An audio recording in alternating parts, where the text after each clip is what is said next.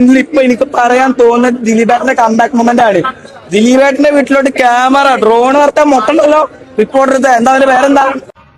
ഈ വീഡിയോയിൽ കാണുന്ന ആള് ഞാനാണ്. ഞാനിന്ന് ബബ്ബബ്ബ സിനിമ കണ്ടു. അതിന്റെ ഒരു റിവ്യൂ കൊടുത്തിരുന്നു. അതുമായി ബന്ധപ്പെട്ട ചില കാര്യങ്ങൾ പറയാനാണ് ഞാനിപ്പോ ഇങ്ങനെ വീഡിയോ വന്നിട്ടുള്ളത്. ഇവിടുത്തെ മീഡിയാസിനോടാണ് എന്റെ ചോദ്യം. പച്ചമാംസം ഭക്ഷിക്കുന്നവരാണ് ഇവിടുത്തെ മീഡിയ എന്നാണ് എന്റെ അനുമാനം. ദിലീപേട്ടന്റെ സിനിമാ കരിയർ താൽക്കാലികമായി നിന്നുപോയ സമയമുണ്ടായിരുന്നു. അദ്ദേഹത്തിന് കേസ് വന്നപ്പോ അന്ന് അവസാനമായി സച്ചി സാറിന്റെ തിരക്കഥയിലാണ് അദ്ദേഹത്തിന്റെ സിനിമ വന്നത്. ഇപ്പൊ ദിലീപേട്ടൻ ഈ കേസിൽ നിന്ന് വിമുക്തനാണെന്ന് കോടതി പറഞ്ഞപ്പോ ഈ സമയത്ത് സച്ചി സാറില്ല. വിലായത്ത് ബുദ്ധ ഷൂട്ട് പൂർത്തിയാകുന്നതിന് മുമ്പേ സച്ചി സാർ മരിച്ചുപോയി.